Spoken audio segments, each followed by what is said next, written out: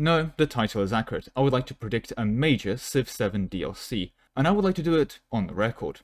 If I end up wrong, well, oops. But if I am correct, I'm officially the best, and legally you have to subscribe. Sorry, I don't make the rules. Actually, wait, no, I do make the rules. Anyway, look at that, less than a minute into the video, and we already got the self-shitting out the way. So what's the prediction?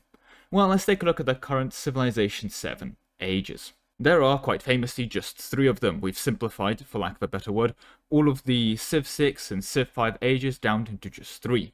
We have the Antiquity Age, the dawn of history itself, where we invent agriculture, we figured out what iron and horses are, and we kind of do that whole thing. And we end basically near the start of the Middle Ages itself.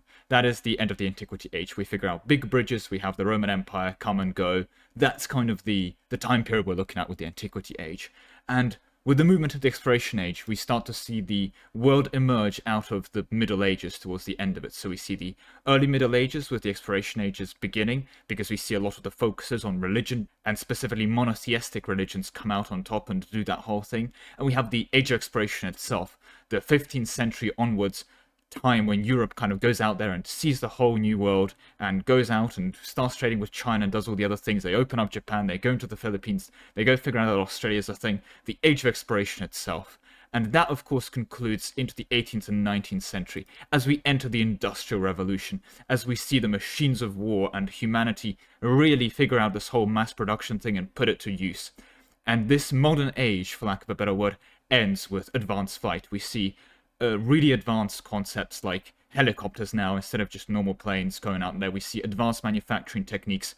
We see the oil-dominated time period and oil-driven tanks and planes and ships dominate combat and warfare throughout this whole period. And that is the end of this quote-unquote modern age, being the pre-Cold War period. It does quite literally culminate in the nuclear bomb as the final act of human scientific endeavor, which certainly is not the current world that we live in, but that is where Civilization 7 chooses to end. So we have these 3 distinct ages, where the first age ends by the start of the Middle Ages and the end of the Dark Age. That's kind of what the Antiquity Age concludes on. Then we have the Exploration Age, which starts from the medieval period and goes forward into the early industrialization period, where basically the industrialization is the start of the new concepts, where we have sanitation, industrialization, and new ideologies like communism and fascism all taking place and defining the modern age as we move into this post-industrial world. That is the promising point of Civilization 7. And with that said, what is the prediction that I'm making today? Well, here I have this obscure title called Civilization 3 opened on screen right now, released in 2001. 2001 is like a lifetime ago. iPhones didn't exist yet. To be clear, 2001 was so long ago that we forget that Wikipedia, you know, that thing, was actually only launched in 2001. So yeah, sorry if I happen to make you feel old, but I just want to highlight that if Civilization 3 was a person, at this point he will be 24 years old, and could have been ordering alcohol in the US for 3 years, while also Civ 3 at this point could have legally been honorably discharged after completing military service. Anyway, just wanted to highlight just how old this game is, and I apologize if I make you feel old in the process. But the whole thing I brought it up is I just want to take a look at the Civ 3 tech tree. So let's just quickly jump into a game. We'll shove everything on random. It really doesn't matter. Sure, we even put the word on barbarians on random. Let's have some fun with it. Everything on random. Okay, here we are. We are playing as Byzantium. Perfect. It knows I'm an EU4 player. And let's just take a look at the tech tree. Now, we will start in the ancient times. The Civ 3 beginning of the first age, as it were. Here you discover the ancient world. You figure out monarchies and republics. You see construction and currency as technologies emerge. You figure out ironworking. You have ancient philosophy figured out. You figured out the concepts like literature, horseback riding, polytheism, and all of these concepts emerge in these ancient periods. You see the Roman legionaries, you see the Persian immortals dominate this time period as well. Map making lets you build the great lighthouse wonders and build galleys to sail the seas, but not too much. And with that, we move on from the first age to the Middle Ages, or the Age of Exploration if one prefers to call it that, from Civilization 7. Because we first see the development of religion with monotheism and theology as concepts, but those would then go on to bring us the printing press. We see education and music theory emerge, but we also see feudalism and chivalry. We see engineering really take root. We see gunpowder enter the whole equation. And with the developments of astronomy, we truly enter this age of exploration and the age of navigation. Economic concepts like the actual theories of economics developed by Adam Smith take place in this period. We also see the theory of gravity and enlightenment itself take place. But it's not all glorious progress. Military tradition and developments of new ways of stabbing enemies of the state.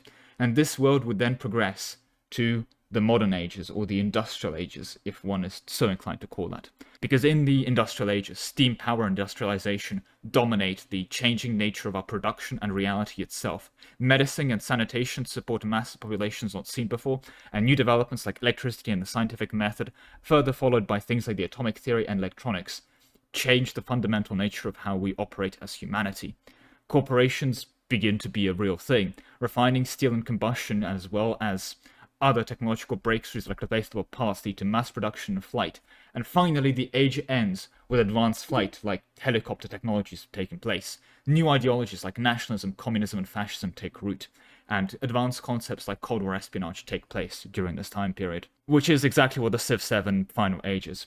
Because Civ 3 came with the modern age. An age introducing nuclear fusion and nuclear power, miniaturization, computers, smart weaponry, superconductors, advanced concepts of stealth and synthetic fibers, even ecology and recycling, the whole concept of global warming. Yeah, guys, come on, we knew about this from 2001. How we not, fix this? What the hell? It's a game. Global warming is a mechanic in the 2001 video game. It's 2024. How is this still, a thing we're working on? Anyway, it's unrelated, because this is my prediction for Civ 7. They're going to have a final future era that's going to have our advanced technologies and our future techs level of things. In this case, the genetics technology will give us the cure for cancer, and also longevity. We kind of got that one. We will build wonders like the internet, which, yeah, fair enough, that's a wonder. It also gives you a free research time. Don't question it. We will have our space fight. We'll figure out recycling. We'll go make modern armor and modern paratroopers with our oil and rubber. Come on, really, this is in Civ 3. Come on. But yeah, no, that is my prediction. I believe that Civ 7 will come out with a major DLC adding the future era and this whole era with very similar tech tree to what we see here. With that said, you may be wondering, okay, Civ 3 itself came out in 2001.